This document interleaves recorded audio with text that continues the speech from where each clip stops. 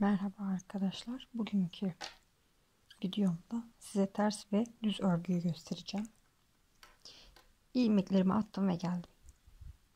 Bir önceki videomda ilmek nasıl atılır size göstermiştim.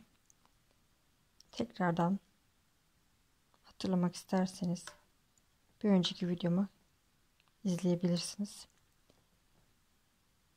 İlmeklerimi attıktan sonra şunu söylemek istiyorum. Örgümüzün ters ve düz yönü var. Şu kısım nokta nokta olan yer ters. Şöyle göstereyim. Tire şeklinde olan yerde düz tarafımız oluyor ve örgüye ters örgüden başlayacağız. Ters nasıl örülür? Ben her daim ilk ilmeklerimi örmeden alıyorum. Kenar ilmeklerim düzgün dursun diye. Ve parmağıma dolayarak örüyorum. Ters örerken her daim parmağımdan gelen ipim ön tarafta olacak.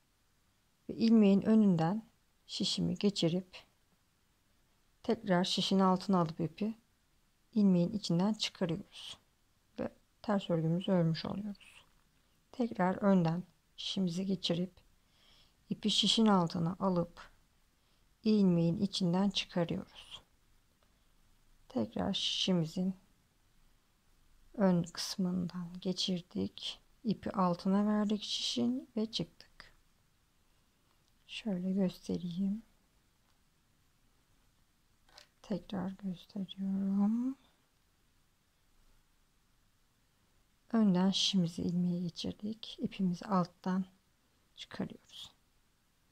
Şöyle geçirdim. Şöyle çıkardım arkadaşlar. Ters örgü bu kadar basit. Bir sonraki sırada arka yüze geçtiğim takdirde düz örgüyü göstereceğim size. Ve böylelikle yavaş yavaş örgü örmeye Allah'ın izniyle sizler de başlayacaksınız. Örgüyü bilmeyenler sabırla yavaş yavaş öğrenirsiniz.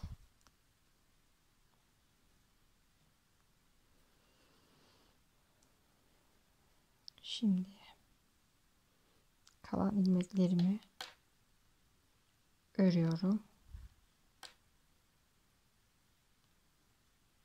Tekrardan son iki ilmek de size göstereceğim. Şimdi arkadaşlar halen daha ters örgüdeyiz. Şöyle ilmeğin ön kısmından şişimi geçirdim. İpi şu ipi öndeydi. Şu ipi geçirdiğim şişin üstünden alt kısmını geçiriyorum. Yavaşça gösteriyorum. Şöyle çıkarıyorum.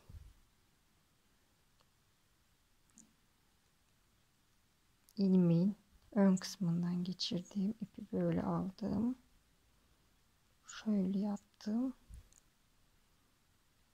İlmeğimden çıkardım.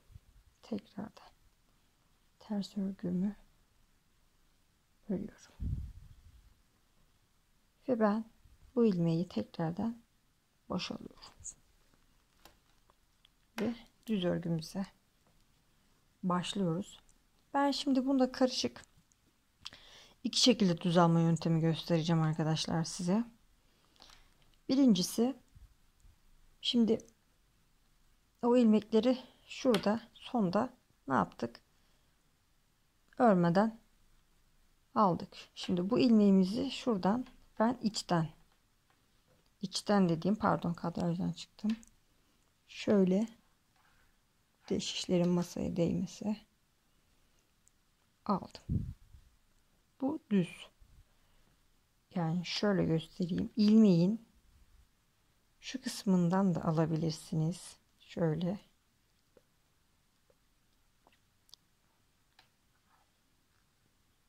Şöyle.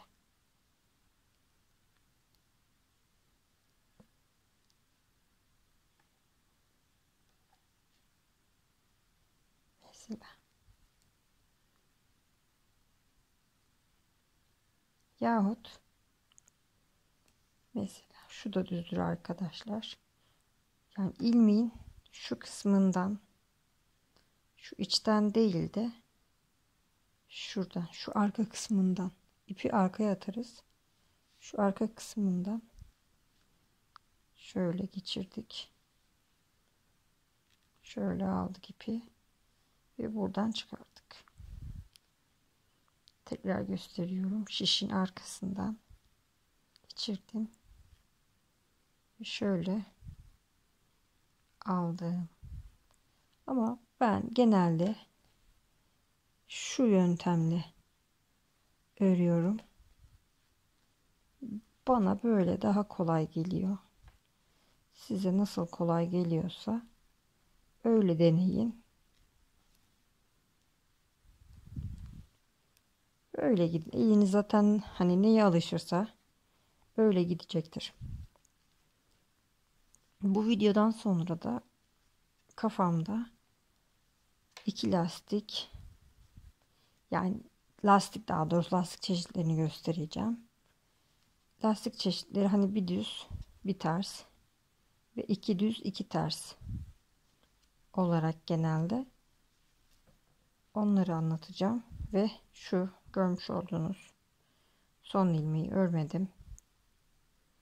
Böyle onu örmeden şişime aktardım. Bakın şu ön taraf, şöyle göstereyim. Bir iki sırada örünce zaten göreceksiniz. V şeklinde ve arka taraf tire tire, yani nokta nokta gibi. Bu kısımda ters taraf oluyor. Tekrardan ters yüz anlatacağım.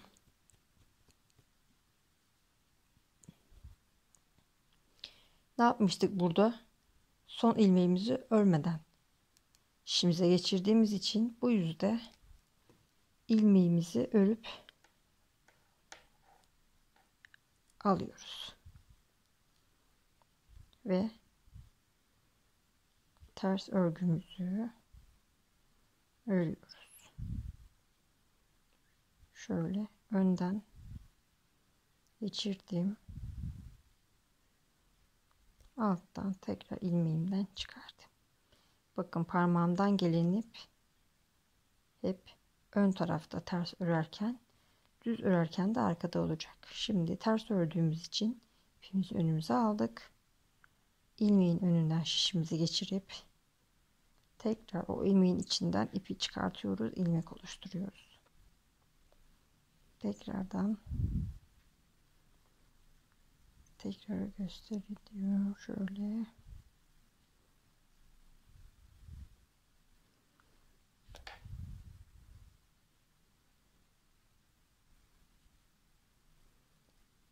Şu an biraz yavaş ve ağır gidiyor olabilirim. Şişlerimin uçları koltuğa değiyor. Şöyle hızlı bir şekilde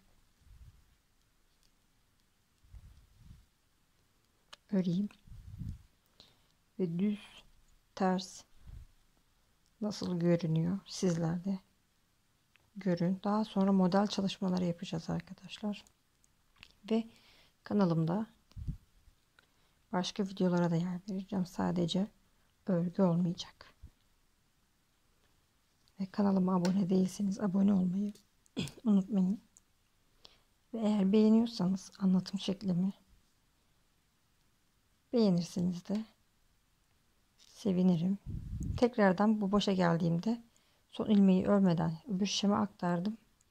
Ve tekrardan örerken örerek aldım. Ve dediğim gibi ben içten alıyorum düzlerimi.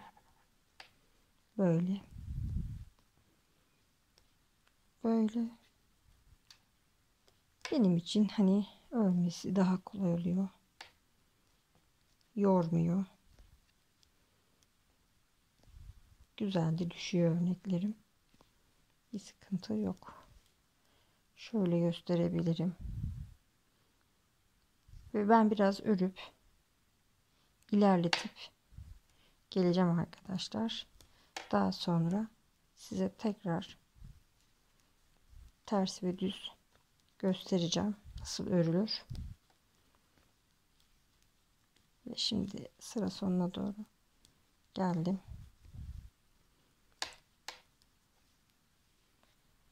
Biraz daha böyle hani şu kısmı uzatıp örüp ters düz nasıl duruyor göstereceğim. Tekrardan merhaba arkadaşlar. Ben biraz ördüm. Şöyle göstereyim. Düz yönümüz burası. V şeklinde duran ve ters yüzümüz de burası. Nokta nokta ya da hani tire gibi duran kısım ters oluyor. Şimdi son 4-5 ilmeğim kaldı. Onları da göstereceğim. Şöyle. Dediğim gibi ben düzü şu ilmeğin şuradan içinden alıyorum. Şöyle. İsterseniz siz şu ilmeğin arkasından da şöyle alabilirsiniz. Fark etmiyor. İkisi de aynı.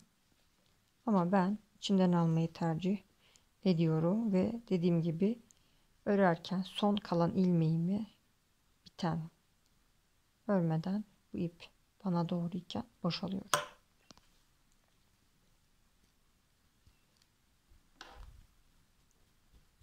Ve arkadayken de arkayı, neden arka diyorum, hani ters genelde hep arka olur. O örmeden ilmeği geçirdiğimi bu yüzde örüyorum. Boş geçirmiştim şişime. Ve ters örerken ip bana doğru ve ilmeğin şuradan önünden geçirip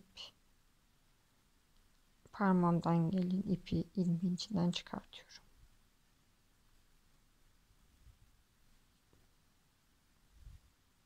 Hepsi bu kadar arkadaşlar. Ters ve düz örgü bu kadar basit. Siz çalışın, deneyin, bilmeyenler için. Paylaşıyorum bu videoları. Daha sonra modeller çalışacağız. Yelekler yapacak, kazaklar yapacağız, battaniyeler öreceğiz belki. Birçok projem var. Hepsini yavaş yavaş sizlerle paylaşacağım. Hepsini görmek, öğrenmek istiyorsanız takip ederseniz ve kanalın zilini açık tutarsanız ve beğendiyseniz de bir beğeni basarsanız çok sevinirim. Hoşça kalın, sağlıcakla kalın.